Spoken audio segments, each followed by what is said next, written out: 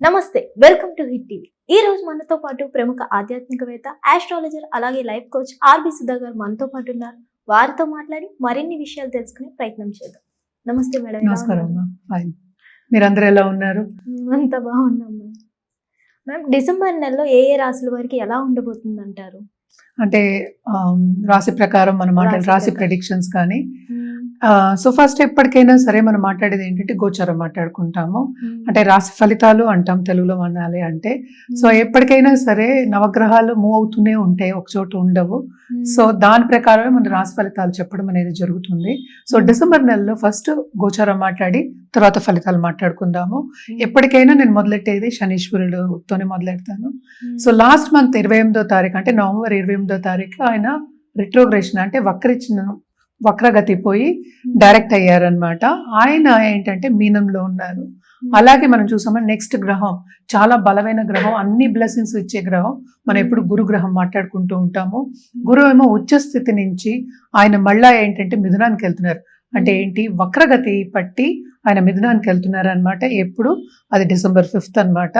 అలాగే సన్ అందరికీ తెలుసు, సన్ అంటే బ్రైటెస్ట్ స్టార్ అని కూడా చెప్తాము. అలాగే షైన్ అయ్యేది అదే. అన్ని గ్రహాలు మనం సూర్యుడు ముందే చెప్పుకుంటూ వస్తాం. సో సూర్యగ్రహం ఏంటంటే ధనుస్కి December 16th కి మూవ్ అవుతున్నారు అనమాట. అలాగే మార్స్ ఏంటంటే ప్రస్తుతం వృశ్చికంలో ఉన్నారు. ఆయన 6th December కి ధనుస్కి మూవ్ అవుతున్నారు. అలాగే మనం నెక్స్ట్ మాట్లాడుకోవాల్సింది శుక్రాచార్య కూడా, ఆయన కూడా ఏంటంటే 20th of December కి మనకేంటంటే ధనుస్కి మూవ్ అవుతున్నారు. ప్రస్తుతం వృశ్చికంలో ఉన్నారు. మళ్ళా ఇంకోటి ఏంటంటే మన బుద్ధికి ఇప్పుడు చెప్పుకుంటూ ఉంటాం అంటే ఏంటి, బుధుడు ప్రస్తుతం ఏంటంటే తులలో ఉన్నారు. ఆయన ఏంటంటే 6th December కి వృశ్చికానికి వెళ్తున్నారు. అదొకటి కాకుండాను 29th December కి ఆయన ఏమో ధనుస్కి వెళ్తున్నారు.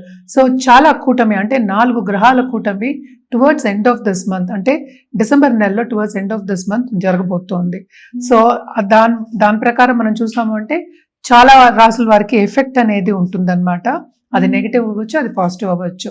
మళ్ళీ మనం మాట్లాడుకోవాల్సింది రాహు ఏంటంటే కుంభంలో ఉన్నారు. కేతు ఏమో ప్రస్తుతం ఏంటంటే సింహంలో ఉన్నారు. సో ఇది గోచార రీత్యా ఈ డిసెంబర్లో ఉన్నదన్నమాట. అండ్ ఆల్సో మనం చెప్పవలసింది ఏంటంటే ఎప్పటికైనా మనం పరిహారాలు చెప్తూ ఉంటాం. ఏదైనా సరే ఎవరైనా మనకి ఎందుకు వస్తారు మన దగ్గరికి, పరిహారాల గురించే. సో పరిహారాలు చెప్పాలి అంటే మన కార్తీక మాసం కూడా ఇప్పుడు ఆల్మోస్ట్ కంప్లీట్ అయిపోయింది. సో మన కార్తీక మాసంలో కూడా రుద్రాక్ష ఇవ్వడం జరుగుతుంది, అలాగే జెమ్ స్టోన్స్ ఇవ్వడం జరుగుతుంది. అలాగే ఏంటంటే వాళ్ళ జాతక రీత్యా అంటే పూజలు కానీ లేకపోతే ఒక జపాలు కానీ లేకపోతే హోమాలు కానీ చేయమని చెప్పడం జరుగుతుంది. సో అందరికీ ఇంకోటి ఏంటంటే శనిగ్రహం చాలా ఇబ్బంది పెడతారు అనేది అందరికీ ఒక అపోహ అనొచ్చు, లేకపోతే అది కంప్లీట్గా ట్రూత్ కాదు. ఎందుకంటే ఏదైనా జాతక పరిశీలన చేయవలసిందే. సో శనిగ్రహం అంటే మనకి ఇప్పుడు ప్రస్తుతం మీనంలో ఉన్నారు. సో ఎవరెవరికి ఏలినట్స్ అని ఉందంటే మీనరాశి వాళ్ళకి, కుంభరాశి వాళ్ళకి, అలాగే ఏంటంటే మేషరాశి వాళ్ళకి అన్నమాట. అలాగే మనం చూసాము అంటే అష్టమ శని అంటే సింహరాశి వాళ్ళకి అష్టమ శని జరుగుతోంది, ధనుర్రాశి వాళ్ళకి అర్ధాష్టమ శని జరుగుతోంది. సో ఎందుకని ఇది మాట్లాడుకుంటున్నామంటే బికాజ్ శనిగ్రహం ఒక రాశిలోనే 2.5 ఏళ్ళు ఉంటుంది. అండ్ ఆల్సో కొంతవరకు ఇబ్బంది పెట్టడం అనేది జరుగుతుంది. దేంట్లో ఇబ్బంది పెట్టడం అంటే ఎక్కువ ఫైనాన్షియల్ మ్యాటర్స్, అలాగే ఏంటి కుటుంబ పరంగా అంటే రిలేషన్షిప్స్, ఇవన్నీ కొంతవరకు ప్రాబ్లమ్స్ వచ్చే ఛాన్సెస్ ఉంటాయి. సో అందుకనే శనిగ్రహం మీద ఎక్కువ కాన్సన్ట్రేట్ చేస్తూ ఉంటారు. కానీ ఏదైనప్పటికీను మనం పరిహారాలు ఫస్ట్ చేయాలి. అదొకటి కాకుండా జాతక రీత్యా పరిహారాలు చేయడం అనేది వెరీ వెరీ ఇంపార్టెంట్. అందుకనే నేను చెప్పింది, రుద్రాక్షలో కూడా నేను చాలా రీసెర్చ్ చేసి పెట్టున్నా.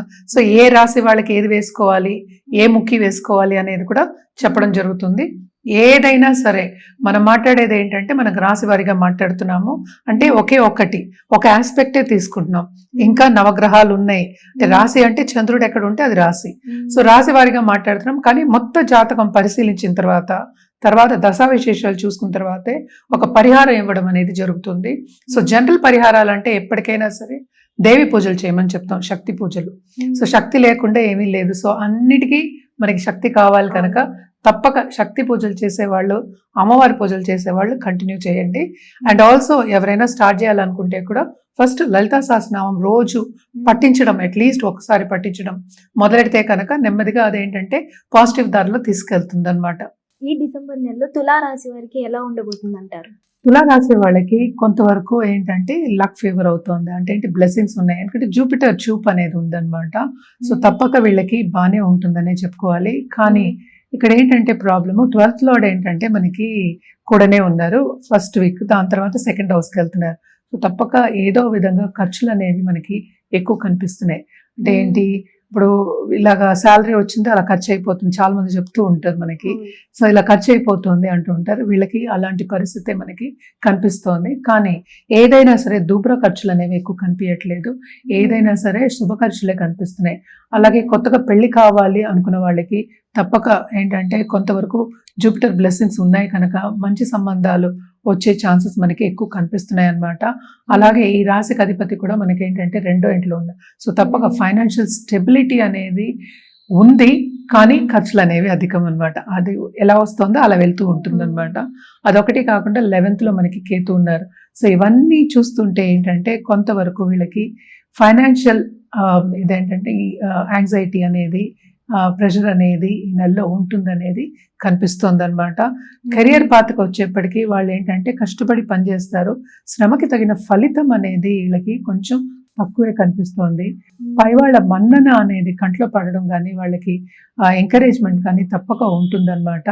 ఏదైనప్పటికీ ప్రమోషన్ ఇస్తానని చెప్పి కొంతవరకు ఏంటంటే డిసప్పాయింట్మెంట్స్ గురయ్యే ఛాన్సెస్ కూడా మనకి ఎక్కువ కనిపిస్తున్నాయి. ఎందుకంటే మనం చూసాము అంటే అన్ని మళ్ళా కూటమి అనేది 3వ ఇంట్లో జరగబోతుంది. సో ఏదైనా సరే కొంతవరకు ఈ నెలలో second half of this month, first half కొంచెం బాగానే ఉంది, second half of this month ఇబ్బందికరమైన ఒక సిచ్యువేషన్ అని చెప్పాలన్నమాట. అదొకటి కాకుండా మనం చూసాము అంటే సెకండ్ హౌస్లో కలయిక, 9th లార్డ్ కలయిక, అలాగే ఈ రాశికి అధిపతి అయిన వీనస్ కలయిక జరుగుతోంది అట్లీస్ట్ టువర్డ్స్ 3rd వీక్ వరకు. సో ఫైనాన్సెస్ అనేది వస్తుంది, అంటే బిజినెస్ పీపుల్కి మనం చెప్పేది తప్పక లాభం అనేది మనకి కనిపిస్తోంది. కానీ అలాగే ఖర్చు అనేది మనకి ఇందాక నేను చెప్పినట్టు ఖర్చు అనేది మనకి ఎక్కువ కనిపిస్తోంది అనమాట. అదొకటి కాకుండా మనం చూసాము అంటే 7th లార్డ్ అంటే ఏంటంటే కుజుడు కూడా 3వ ఇంటికి మూవ్ అవుతున్నాడు. మనకి సెకండ్ నుంచి 3వ ఇంటికి ఫస్ట్ వీక్లోనే మూవ్ అవుతున్నాడు. సో తప్పక వీళ్ళ తోబుట్టువులతో కానీ లేకపోతే ఎక్స్టెండెడ్ ఫ్యామిలీతో కానీ కొంతవరకు ఏంటంటే సపోర్ట్ తక్కువ ఉంటుంది, విభేదాలు వచ్చేది, ఆర్గ్యుమెంట్స్ వచ్చేది, అంటే అభిప్రాయ భేదాలు వచ్చే ఛాన్సెస్ మనకి ఎక్కువ కనిపిస్తున్నాయి అన్నమాట. అలాగే మనం చూసామంటే 3rd హౌస్లో కూడా మనకి లాభం లార్డ్ అంటే ఏంటి సన్ వెళ్ళి కూర్చున్నాడు. సో గవర్నమెంట్ రంగంలో ఉన్న వాళ్ళకి కూడా కొంతవరకు ఇబ్బంది పడే ఒక సూచన కింద మనకి కనిపిస్తోంది. అంత ఈజీగా ప్రమోషన్స్ రావడం కానీ లేకపోతే కొంచెం పైకి వెళ్దాము, కొంచెం ఇంక్రిమెంట్ వస్తుంది, పై వాళ్ళేమో మనకి బాధ్యతలు అప్పచెప్పారు మేము సక్రమంగా చేసాము అనుకోవడానికి ఉండదు. సో తప్పక ఎదురు దెబ్బలు అనేవి మనకి ఎక్కువ కనిపిస్తున్నాయి, అలాగే అడ్డంగాలు కూడా ఎక్కువ కనిపిస్తున్నాయి. స్పిరిచువాలిటీ అనేది తప్పక వీళ్ళకి బాగా డెవలప్ అవుతుంది. అలాగే ఏంటంటే ఒక గురువుని పాటించడం కానీ గురు కింద వెళ్ళడం కానీ తప్పక చేస్తారనమాట. స్పిరిచువాలిటీ అలాగే ధార్మిక కార్యక్రమాల్లో పాల్గొనడం కానీ, అంటే గుళ్ళు గోపురాలు తిరగడం కానీ ఇవన్నీ బాగున్నాయి.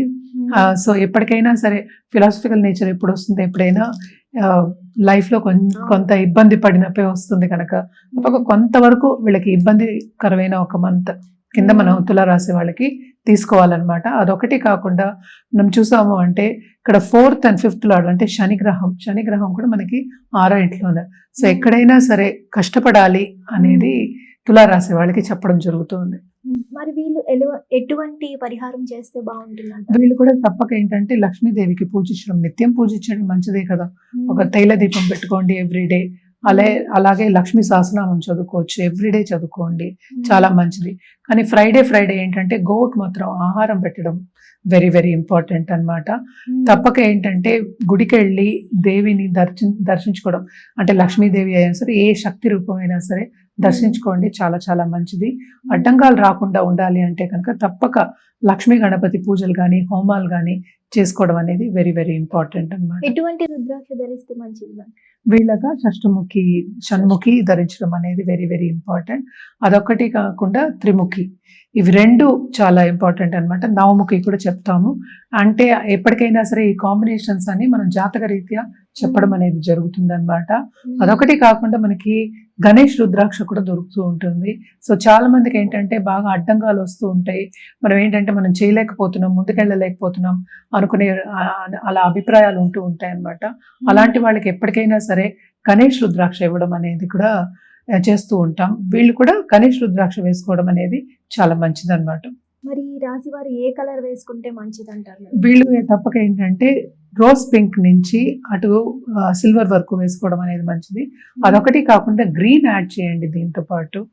ఎందుకంటే ఎస్పెషల్లీ ఆన్ ఫ్రైడేస్ గ్రీన్ అలాగే సిల్వర్, గ్రీన్ ఇప్పుడు మంచి కాంబినేషన్ అది. గ్రీన్ అండ్ సిల్వర్ వేసుకోవడం చాలా మంచిది అనమాట. ఫ్రైడే వేసుకుని చూడండి, మీకు బాగా మంచి జరుగుతుంది. అంటే పాజిటివిటీ పెరుగుతుంది, ఎప్పటికైనా సరే కాన్ఫిడెన్స్ పెరుగుతుంది. అంటే కాన్ఫిడెన్స్ పెరిగితే అటు పాజిటివిటీ కూడా పెరుగుతుంది అన్నమాట.